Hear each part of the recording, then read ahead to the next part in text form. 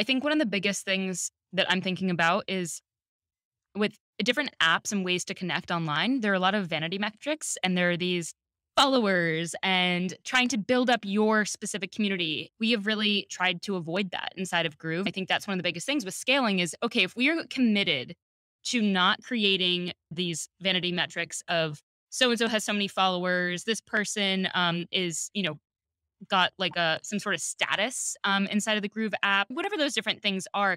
How do we do that in a way that feels good, in a way that doesn't feel like gamifying it? Like I've got to hit 100 grooves in order to level up and get to the next level, or only people at 500 get to unlock X, Y, and Z.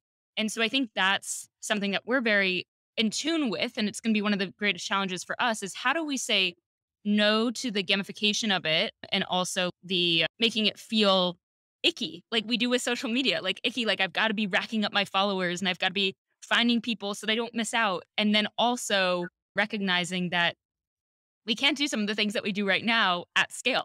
So how do we continue to kind of find that in between of we are able to scale this? One of the things that we're working on right now is a really interesting feature that inside of Groove, by simply showing up to Groove, you are creating your own circle or orbit, as we're calling it, inside of the Groove app. And so that's really interesting because as you are showing up, it's not extra work on you. I think those types of things are going to be interesting is how do you make it low lift and not have people spending time on things that aren't important. So that's one thing. And then the other thing is I would say is like, I think with scaling intimacy, one of the biggest challenges too is how do you find your people when you show up?